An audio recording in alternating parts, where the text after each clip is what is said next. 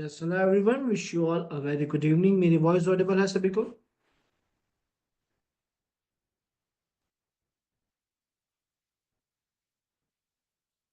Great great great. Perfect. Then तो हम क्या करेंगे, हम सबसे पहले मेलवेयर के टॉपिक के बारे में पढ़ेंगे। कुछ देर तक आप लोगों को मैं विजिबल नहीं होगा, है ना, इलेक्ट्रिसिटी इश्यूज की वजह से। पहले मैं आप लोगों को मेलवेयर टॉपिक का इंट्रोडक्शन दे देता हूँ, फिर हम आगे कंटिन्यू करेंगे।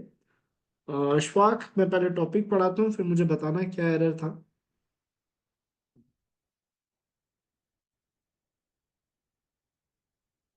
ठीक है।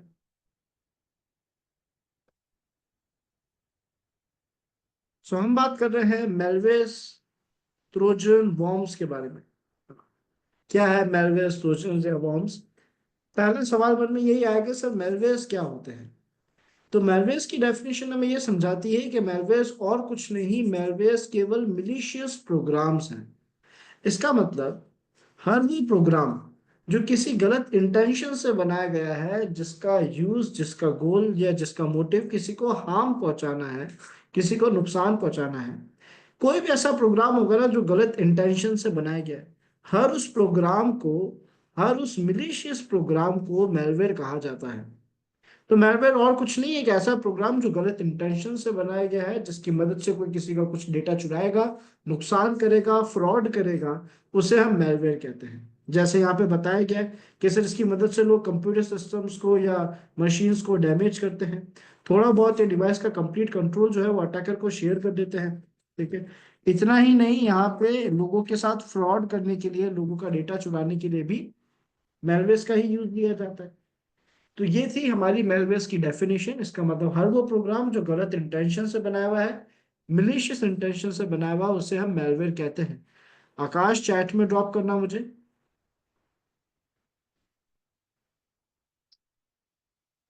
अब सर ये जो मेलवेयर्स हैं, मेलवेयर्स में हमारे पास कुछ डिफरेंट टाइप्स के मेलवेयर्स यहाँ लिखे हुए हैं, जिन्हें फिलहाल हम पढ़ के समझ पाएंगे कि ये एग्जैक्टली क्या करते हैं, इनके नाम, इनका डिफरेंस क्या है, एग्जैक्टली क्या काम कर रहे हैं। तो अगर हम बात करें सबसे पहले मिलीशियस प्रोग्राम की, बैकडोर की, मुझे जहां तक याद है, हमने जब सिस्टम्स को हैक करना सीखा था नेटवर्किंग की मदद से, एक्सप्लॉइट्स की मदद से, तो हमने वहां जो सबसे पहला प्रोग्राम यूज लिया था वो भी बैकडोर था। कोई बता सकता है क्या था वो प्रोग्राम? किसी को नाम याद है उस बैकडोर का?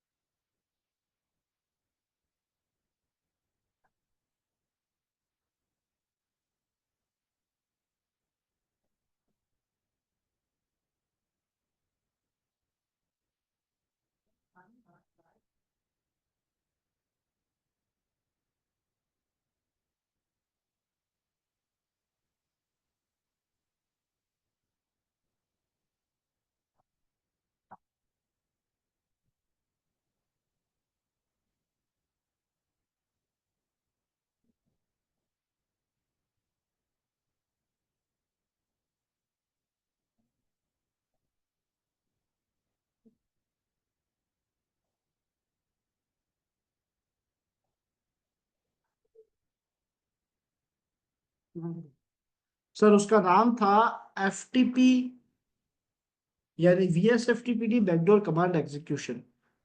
हमने एफटीपी का जो एक्सपर्ट यूज किया था उसका नाम था वीएसएफटीपीडी, बैकडोर कमांड एग्जीक्यूशन। और वो कहलाते हैं बैकडोर्स। इसका मतलब वो मिलीशियस प्रोग्राम जो एक मशीन में अपने सारे टास्क बैकग्राउंड में परफॉर्म करे।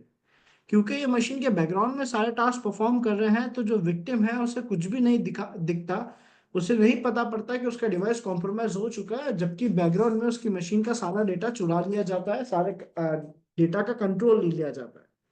क्यों? क्योंकि सारे टास्क बैकग्राउंड में परफॉर्म कर रहे हैं। Got it? Just allow me minute.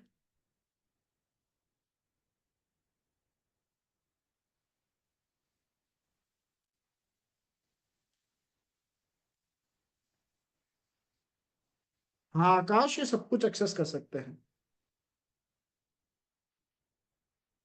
पूरे डिवाइस को। देखो जितने भी मेलवेयर्स होते हैं ना, ज्यादातर मेलवेयर्स, है ना, या आप ऐसा कह लो बैकडोर्स, ट्रोजन्स, ये जो दो मैलवेयर्स है ना, ये कुछ ऐसे मैलवेयर्स हैं जो आपके डिवाइस का कंप्लीट कंट्रोल ले लेते हैं।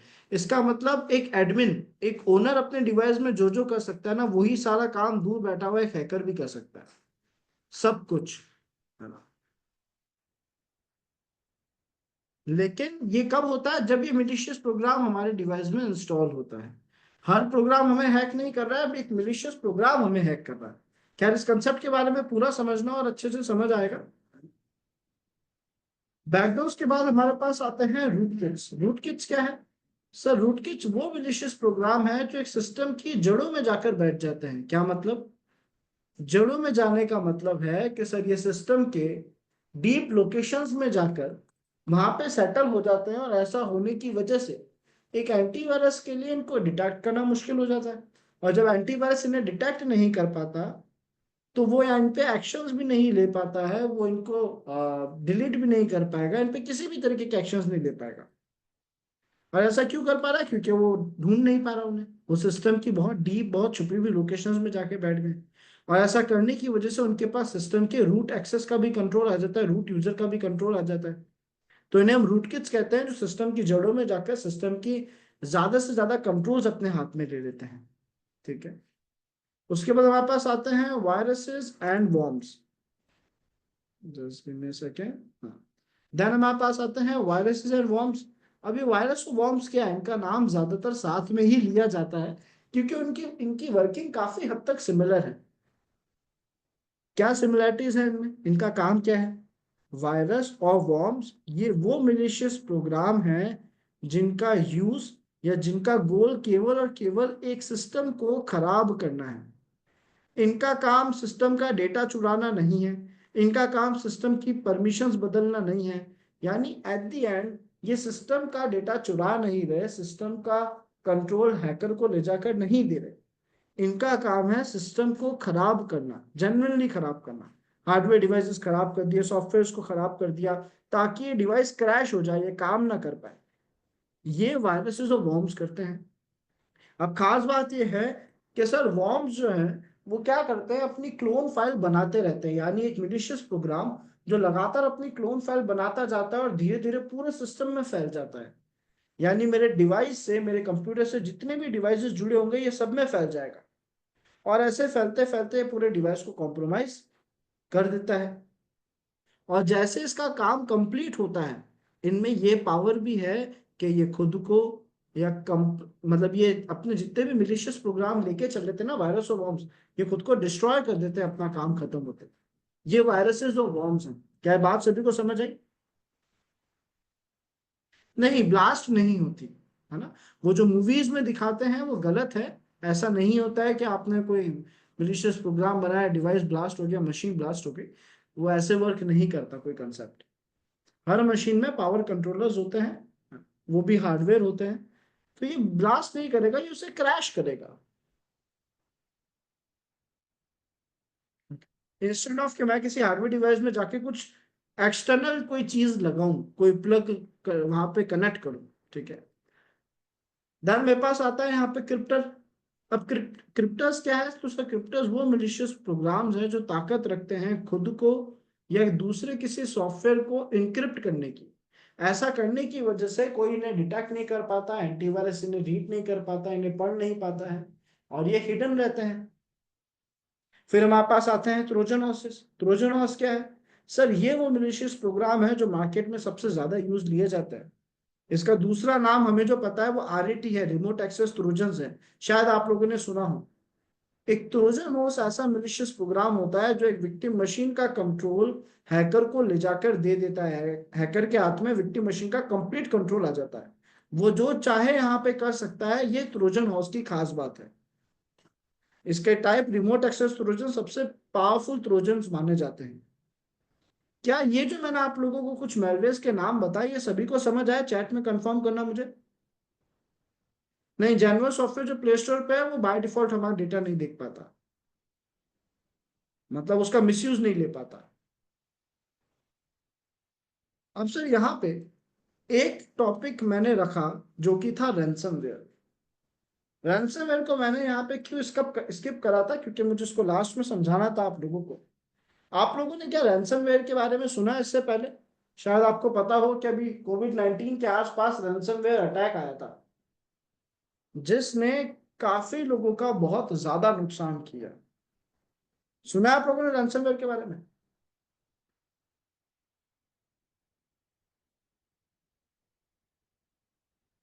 सर, एक ऐसा पावरफुल अटैक जो आपके डिवाइस में, जब आप गलती से कोई सॉफ्टवेयर इंस्टॉल कर रहे थे तब आ रहा था, और वो आकर क्या कर रहा था कि आपकी पूरी मशीन के हर एक फोल्डर और उसमें रखे हुए डेटा को वो इनक्रिप्ट कर रहा था। हर फोल्डर में एक टेक्स्ट फाइल रख रहा था जिसमें वो आपसे फिरौती मांग रहा था, रैंसम मांग रहा था। रैंसम का मतलब ही फिरौती होता है। आपको कहता है अटैकर कि अगर आपको आपके फाइल्स, आपका फोल्डर, आपका प्राइवेट इंफॉर्मेशन, आपका डेटा वापस चाहिए है, रीडेबल फॉर्मेट में वापस लाना है, यानी डिक्रिप्ट करना है, तो आप मुझे सो एंड सो बिटकॉइन या फिर so and so crypto currency का अमाउंट जो है वो शेयर करो, तो मैं आपका सारा डेटा डिक्रिप्ट कर दूंगा। अब रैंसमवेयर क्या करता था? धीरे धीरे पूरी मशीन में फैल जाता था। असल में रैंसमवेयर एक ऐसा मिलिशियस प्रोग्राम था जो यूज ले रहा था इन सभी का। देखो, ट्रोजन हॉर्स की मदद से रैंसमवेयर उस मशीन का पूरा कंट्रोल हैकर के हाथ में दे देता था। बैकडोर्स की मदद से सारा काम बैकग्राउंड में परफॉर्म करता था। रूटकिट्स की मदद से सिस्टम की जड़ों में जाके बैठ जाता था। वायरसेस की मदद से सिस्टम के वायरस और वॉर्म्स की तरह, है ना, पूरे सिस्टम में फैल जाता था। हर डिवाइस में फैल जाता था, हर पार्टीशन में फैल जाता था। क्रिप्टर्स की मदद से खुद को और सभी फाइल सिस्टम को इनक्रिप्ट कर रहा था। तो एक ऐसा पावरफुल मिलिशियस प्रोग्राम जो करीब करीब हर मिलिशियस प्रोग्राम के जितने भी की फीचर्स हैं, जो भी खास बात है, वो सब यूज ले रहा था। क्या ये बात सभी को क्लियर हुई, समझ आया?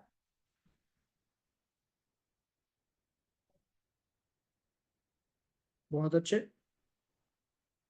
अब यहाँ ध्यान देना, मैंने जो आप लोगों को सॉफ्टवेयर दिए हैं वो क्या है, कैसे वर्क करेंगे, कैसे रिस्पॉन्ड करेंगे। ठीक है, तो मैं आप लोगों को आइडिया देता हूँ, जो सलाह में मिनट।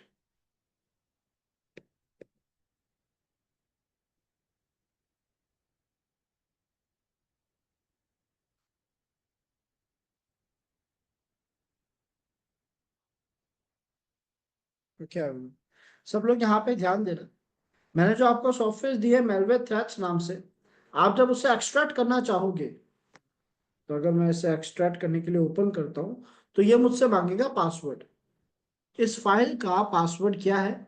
इस फाइल का पासवर्ड है 784512। ये इसका पासवर्ड है। लेकिन ध्यान देना सब लोग, एक्सट्रैक्ट करने से पहले एंटीवायरस बंद करना बहुत जरूरी है, वरना सभी मिलिशियस प्रोग्राम डिलीट हो जाएंगे और फिर आपको दोबारा फाइल लेने में बहुत मुश्किल होगी, क्योंकि अपलोड करने में काफी टाइम लगता है। तो ये रियल टाइम प्रोटेक्शन मैंने बंद कर दिया, क्लाउड डिलीवर प्रोटेक्शन मैंने बंद कर दिया, ऑटोमेटिक सैंपल सबमिशन बंद कर दिया, टेम्परेचर प्रोटेक्शन सब कुछ बंद कर दिया। अब मैंने क्लोज किया, क्योंकि मैं सारे एंटीवायरस की सर्विसेज को बंद कर चुका हूँ। अब मैं इसे एक्सट्रैक्ट कर सकता हूँ सक्सेसफुली। काली में डाउनलोड कर लिया है, अच्छी बात है, काली से बाहर कॉपी कर लेना, है ना। और एक्सट्रैक्ट तो विंडोज में ही करना है, लेकिन काली में इसका बैकअप रखना, ताकि क्या है, अगर यहाँ पे एंटीवायरस ने डिलीट भी कर दिया तो आपके पास काली में फाइल रहेगी। ध्यान देना सब लोग, एक और बात समझना, मैंने इस फाइल को 2 बार जिप करा है। तो पहली बार जब मैं उसके अंदर जा रहा था तब तो उसने पासवर्ड मांगा, आर फाइल ने। अब जिप फाइल आ गई है, मैं इसके भी अंदर जाऊंगा और उसके बाद एक्सट्रैक्ट पे क्लिक करूंगा, क्योंकि मैंने 2 बार कंप्रेस करा है, तो आपको 2 बार एक्सट्रैक्ट करना पड़ेगा, ये ध्यान रखना सब लोग। ठीक है, मैं डेस्कटॉप पे गया, मैंने कहा एक्सट्रैक्ट कर दो, क्योंकि मैं 2 बार जिप फोल्डर के अंदर जा चुका हूँ।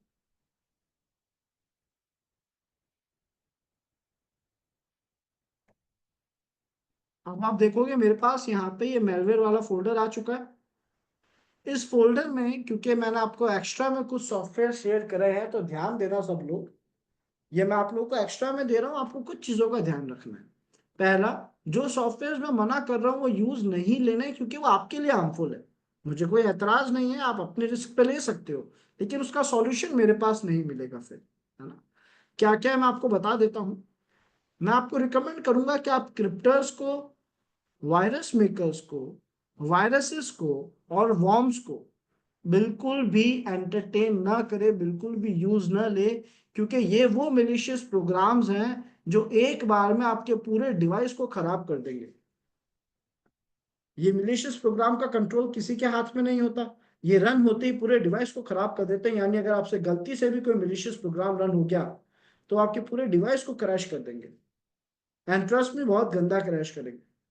तो आपको ये ध्यान देना है कि इनको आपको यूज नहीं लेना है। फिर भी आपके पास बहुत सारी, फिर भी आपके मन में अगर बहुत ज्यादा क्यूरियोसिटी हो कि सर मेरे को तो यूज लेना है, तो मैं बस एक हिंट दे सकता हूँ, एक आइडिया दे, नॉट हिंट, एक आइडिया दे सकता हूँ कि आप अपने VMware में अगर विंडोज को इंस्टॉल करते हो, VMware में एक वर्चुअल विंडोज इंस्टॉल करते हो और वहां इनको यूज लेते हो तो थोड़ा बहुत ठीक है, बट फिर भी ध्यान रखना इनके पास तब भी ताकत है VMware से बाहर आने की। यानी ये विंडोज तक फिर भी पहुंच सकते हैं, मेन विंडोज मशीन तक। तो मैं रिकमेंड तो डेफिनेटली बिल्कुल नहीं करूंगा कि आप इन्हें यूज लो। उसके अलावा आपके हाथ में मैं फाइल्स आपको दे चुका हूँ।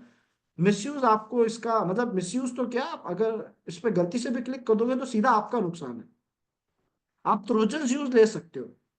मैंने जो आपको फोल्डर्स भेजे उसमें आप ट्रोजन यूज ले सकते हो, क्योंकि ट्रोजन वो मिलिशियस प्रोग्राम है जिनका पूरा का पूरा कंट्रोल किसके हाथ में है?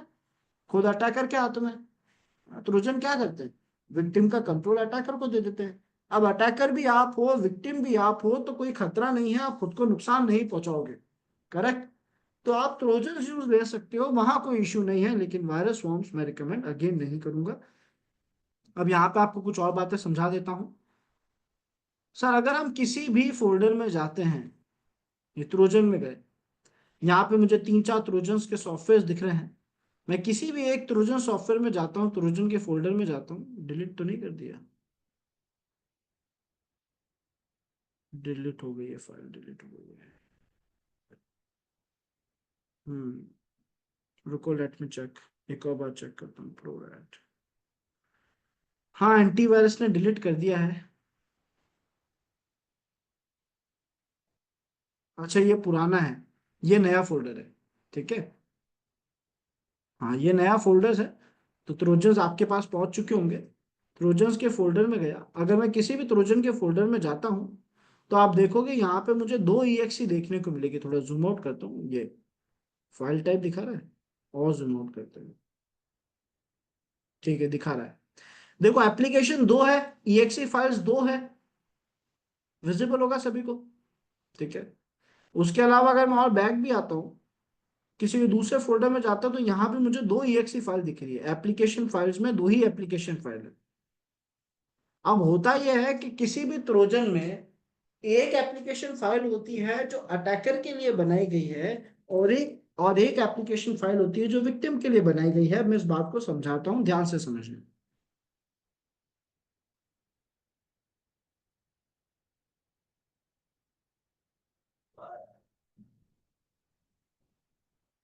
देखो, इस प्रोसेस में होता क्या है। इस प्रोसेस में हो ये रहा है सर कि आप हो एक हैकर, ठीक है, जो एक सॉफ्टवेयर की मदद से एक मिलीशियस प्रोग्राम बनाएगा। ठीक है। ये मिलीशियस प्रोग्राम जिस भी डिवाइस में जाएगा, उस डिवाइस का सारा कंट्रोल हैकर को लाकर दे देगा। तो ये कौन है? ये वो सॉफ्टवेयर है जो मैलवेयर क्रिएट कर रहा है, मैलवेयर क्रिएटर, मैलवेयर बनाने वाला सॉफ्टवेयर। और ये वो मैलवेयर है जो हमने सॉफ्टवेयर की मदद से बनाया है। करेक्ट। मुझे एक बात बताओ, अगर आज मेरे पास 2 EXE फाइल पड़ी है, एक malware creator dot EXE file है और एक मैलवेयर डॉट EXE फाइल है, तो इन दोनों में से किस सॉफ्टवेयर की साइज ज्यादा होगी? अगर मैं साइज देखूं तो इन दोनों में से किसकी साइज ज्यादा होगी? क्या सॉफ्टवेयर बनाने वाले की साइज ज्यादा होगी या सॉफ्टवेयर की साइज ज्यादा होगी जो बनाया गया है? जैसा एवरीवन।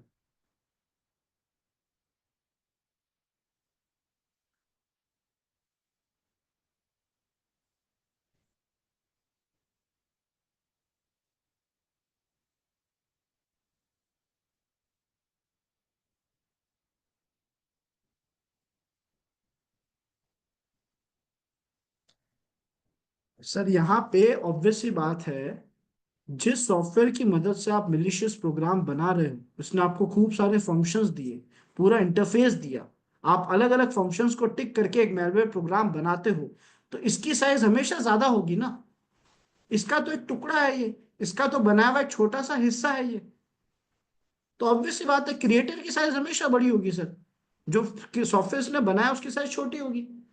तो इससे हमें ये आइडिया लग जाएगा कि कौन सा प्रोग्राम हैकर के लिए है और कौन सा प्रोग्राम विक्टिम के लिए है। यानी अब अगर आप किसी भी फोल्डर में जाते हो तो आपके लिए समझना बहुत आसान है कि इनमें से कौन सा प्रोग्राम विक्टिम का है कौन सा हैकर का है। बताओ एवरीवन, हैकर का प्रोग्राम कौन सा है इनमें से?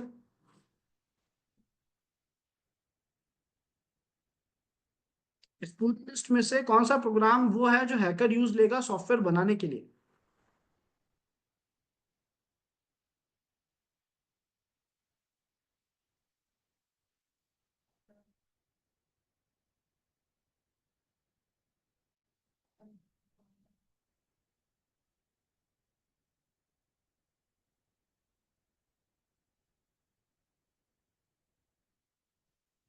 वेरी गुड सर, ये तो डीएटी फाइल है।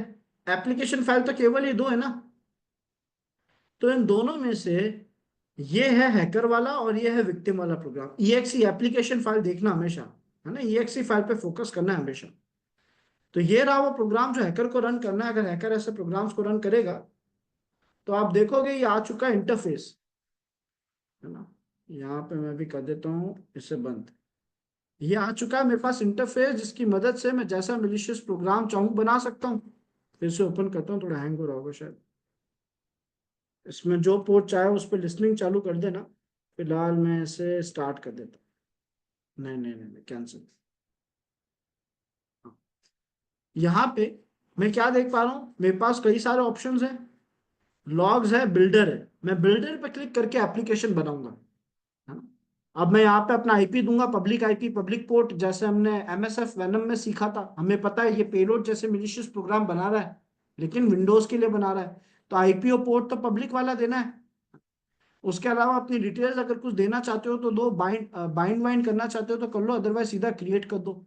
या आपको एक ईएक्सी फाइल यही वाली बना के दे देगा, जो अगर विक्टिम मशीन में रन होती है तो पूरे विक्टिम डिवाइस को कॉम्प्रोमाइज कर देगी। यहाँ पे मैंने जो आपको मेलवेज दिए हैं ये बहुत पावरफुल मेलवेज हैं, बहुत पावरफुल ट्रोजन प्रोग्राम्स हैं। इनमें से कुछ बहुत पावरफुल है।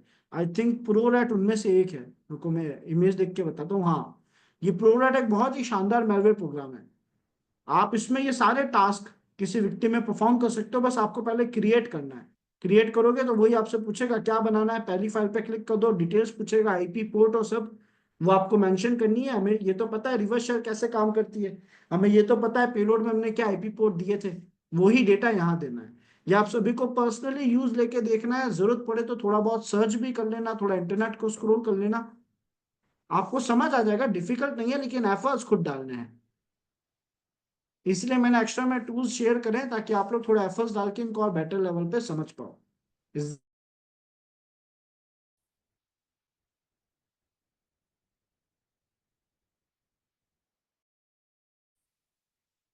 क्लियर हुआ सभी को?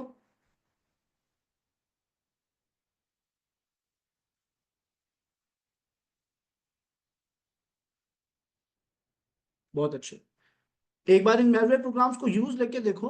एंड लर्नर्स, इलेक्ट्रिसिटी इशू सही नहीं होने की वजह से हमें क्लास फिलहाल एंड करनी पड़ेगी। आपका जो भी डाउट रह गया है ना, जो भी इश्यूज रह गए हैं, एक आधा डाउट अभी रिजॉल्व करा दो। और जो भी डाउट्स रह गए मुझसे नेक्स्ट क्लास में रिजॉल्व करा देना। आई थिंक कुछ बड़ा इशू है, लाइट्स आ ही नहीं रही है। लेकिन जो भी आपके डाउट है वो मुझसे जल्दी रिजॉल्व करा देना अभी। Okay. Yes hello Ashfaq. Sir. मेरा आवाज ठीक ठाक है सर। हाँ अशफाक, ऑडिबल हो। सर मेरा जो कल वाला एरर था ना, कल ही में वो क्या बोलते हैं, एपी के टूल वाला, वो मैंने से मतलब किया। आप जैसे बोला था कि मतलब बोले थे कि अलग अलग फोल्डर में ले जाकर मतलब करने को, फिर भी उसके बाद सेम भी नहीं एरर आ हुआ? रहा था। नहीं ठीक नहीं है, नहीं। इसका मतलब हमें एपी के टूल को अपडेट करना है ना। अब वो कैसे होगा मैं हाँ आपको सर, बताता एपी हूँ, के। आप अपनी स्क्रीन। Okay okay okay. मैंने सर एपी के टूल को भी मतलब री इंस्टॉल करा, फिर भी। नहीं, वो रीइंस्टॉल करने पे अपडेट नहीं होगा, मैं बताता हूँ। सर एक मिनट।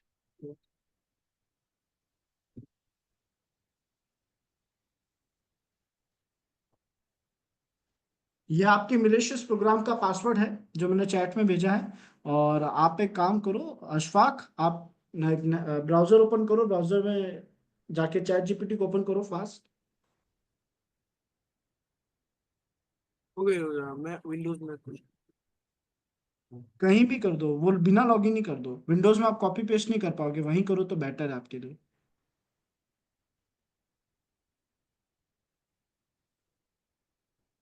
यहाँ पे लिखो, हाँ चैट जीपीटी में चले जाओ पहले, बिना लॉगिन करे कर लेना फिलहाल।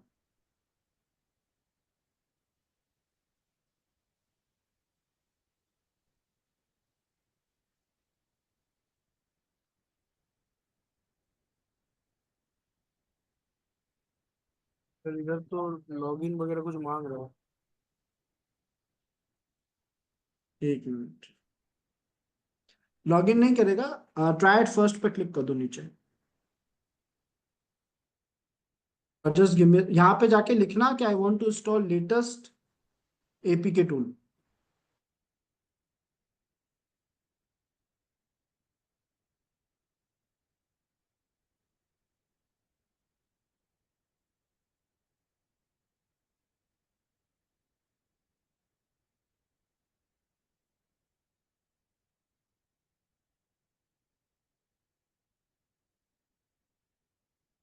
सर भेजू?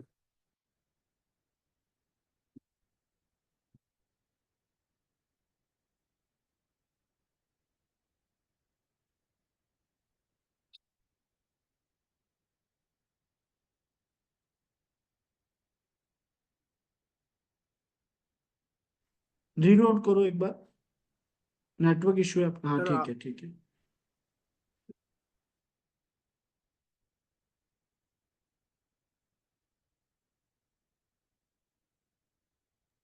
अब इसने जो प्रोसेस बताया ना, एक लोकेशन पे जाके लिंक डाउनलोड करके सॉफ्टवेयर सेटअप करने का, ये प्रोसेस आपको फॉलो करना है।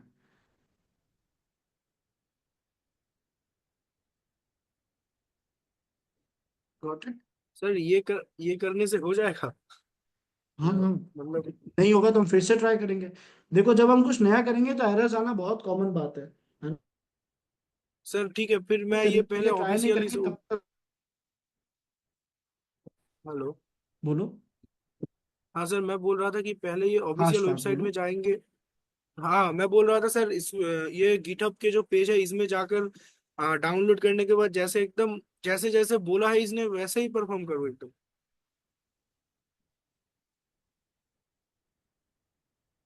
एक मिनट ना, आई थिंक नेटवर्क इशू है।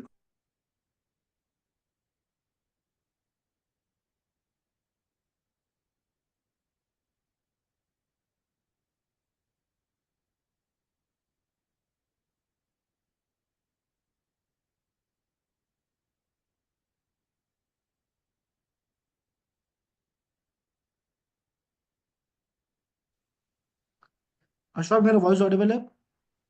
Yes sir. ठीक है। सर मैं बोल नहीं रहा था कि संदीप, ये जो। एक सेकंड रुकना है ना अशफाक, अशफाक एक मिनट रुकना, एक मिनट ना। Okay Sandeep okay. आप क्लास है ना हमेशा टाइम पे ज्वाइन करा करो, पहला पार्ट। और दूसरा, अब एक बार रिकॉर्डिंग अच्छे से देखना, तब आपको समझ आएगा शॉर्ट ऑप्शन नहीं है कोई, सही ऑप्शन नहीं है। Got it Sandeep?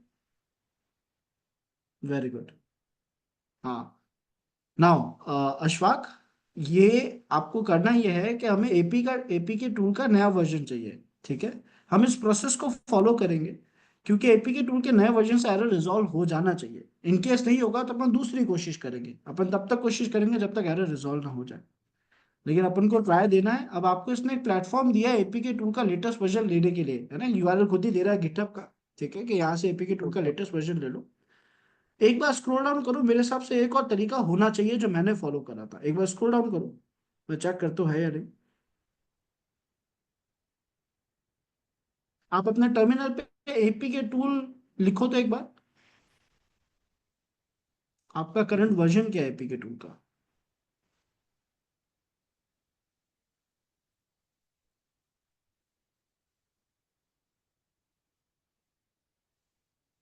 2.7 है ना? हाँ। ठीक है, ब्राउजर पे जाओ, नया टैब में जाओ, लिखो लेटेस्ट एपी के टूल।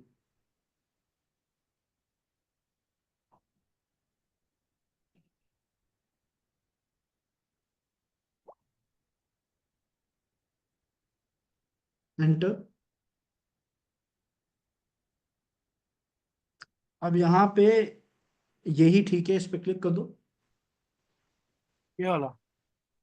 हाँ, यही उसने सजेशन में दिया था, है ना, गिटहब ने भी यही सजेशन में दिया था, और हमारे पास भी यही लिंक आया है।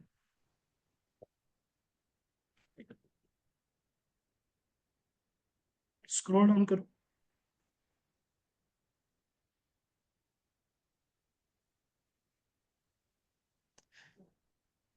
करो, आपको दूसरा टूल सेटअप कराता हूँ, वो दूसरा टूल शायद अपना वीपी के टूल को भी मैनेज कर ले शायद, है ना। आप ओके सर। अपने, हाँ, चैट जीपीटी के पास जाओ,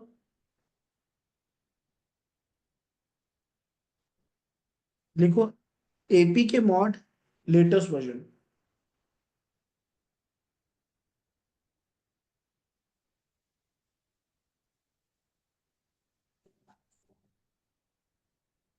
ये एपी के मॉड भी मॉडिफाई करता है एप्लीकेशन को, लेकिन ये क्या करेगा, जितनी भी डिपेंडेंसीज है ना, जो भी फाइल रिक्वायर्ड है वो सब सेटअप कर देगा।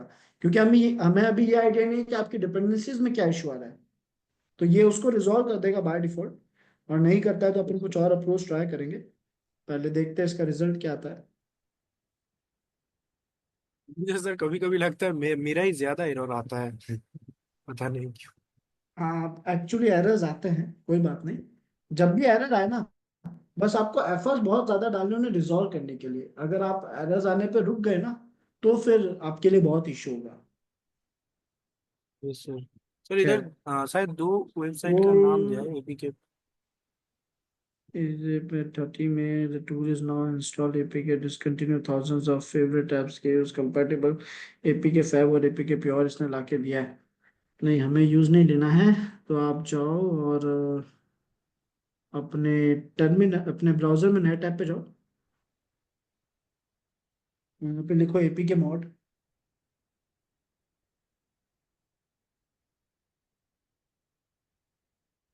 एंटर।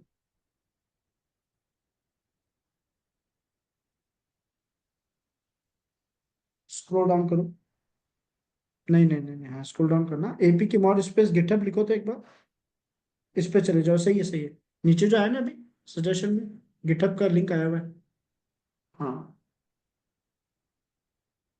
क्लिक कर दो।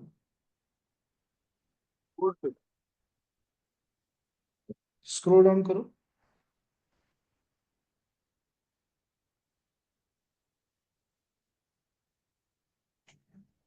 परफेक्ट। अब आप एक काम करो, इस टूल को इंस्टॉल करो, ठीक है। चांसेस हैं इसके इंस्टॉल होने पे सारे एरर्स अपना आप रिजॉल्व हो जाएंगे।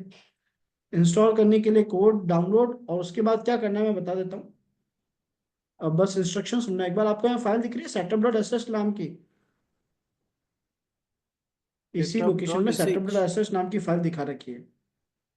ये देखो कई सारे फाइल हाँ फोल्डर्स दिख भी रहा है। दिख रहे हैं, हाँ, है ना। जब ये फाइल डाउन फोल्डर डाउनलोड हो जाएगा, तो आप जाओगे, सेटअप डॉट एस एच को एग्जीक्यूटेबल परमिशन दे दोगे, और एग्जीक्यूटेबल परमिशन देने के बाद bash space setup dot S H लिखोगे, डॉट स्लैश नहीं लिखोगे। डिफरेंस समझे। हम नॉर्मली डॉट स्लैश से किसी भी फाइल को रन करते हैं ना, आपको सेटअप डॉट हाँ एस हाँ H sir. Co dot slash से रन नहीं करना है, आपको सेटअप डॉट एस एच को रन करना है bash space setup dot S H लिख के। ये अपना पूरा सेटअप कर देगा। मशीन को एक बार रिस्टार्ट कर देना। चांसेस हैं कि एपी के टूल ऐसा करने पे एरर सॉल्व हो जाए। फिर भी नहीं होता है तो आप इस बार क्या करना है, एपी के टूल ने जो पूरा एरर दिया है ना, वो यस। पूरा एरर कॉपी करना और चैट जीपीटी पे पेस्ट कर देना। ये पूछना कि ये एरर क्या है और कैसे सॉल्व होगा, देखते हैं वो हमें क्या इंस्ट्रक्शंस देता है। सर ओके, मैंने चैट जीपीटी को ये पूरा एरर मतलब दिया था कॉपी करके। तो ठीक है उसने ठीक पता है। नहीं वेदर का कुछ ला के दे दिया, मतलब आज वेदर सनी है ऐसा है। मैं तो हंस हंस रहा था कि ये क्या दे दिया। अच्छा, मैंने दिया ठीक था है, कर। लॉगिन करने के बाद किया था ऐसा। हाँ मतलब मैंने विंडोज के चैट जीपीटी से लॉगिन वाला उससे किया था। जो लॉगिन है, ठीक है, चलो कोई ना। आई थिंक उसको यूज देने का तरीका थोड़ा बदलना पड़ेगा, सर बट एक बार तो सर उसको अप्लाई करते हैं, नहीं करेगा तो वो सेकेंडरी है। Okay sir. मैं एक बार विंडोज का चैट जीपीटी आपको दिखाऊं, मतलब इधर मैंने सर्च करके देखा था बहुत कुछ, तो उधर इधर आप भी दिया वो, था हाँ, बहुत हिस्ट्री सारा। दिखा दो मुझे, उसकी हिस्ट्री दिखा दो, हाँ अच्छा। हाँ हाँ। मैं शायद ठीक से अप्लाई नहीं कर पाया, दिया था इसने।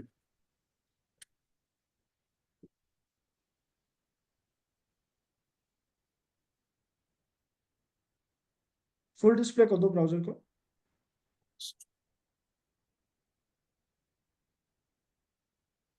सर मैंने जब पहला जब पूरा एकदम, ये तो मैंने बस छोटा सा मतलब कॉपी करके दिया था, जब मैंने ये रहा सर, मैंने पूरा जब एरर कॉपी करके दिया था ना, तो इसने कुछ ऐसा आउटपुट दे दिया, ये वेदर वाला। हम्म। तो करेक्ट। इसके बाद मैंने छोटा सा एक पार्ट मतलब कॉपी किया कमेंट के साथ, और तब इसने कुछ मतलब बोला कि ऐसे ऐसे सॉल्व होगा। अच्छा, यहाँ पे नीचे लिखो, सर्च में लिखो नीचे, I am getting error in APK tool while building calculator app. While building, WHILE, while building, I am getting error in APK tool while building calculator app, क्या या calculator डॉट एपीके कर देना। ठीक है, सही है, एंटर प्रेस कर दो।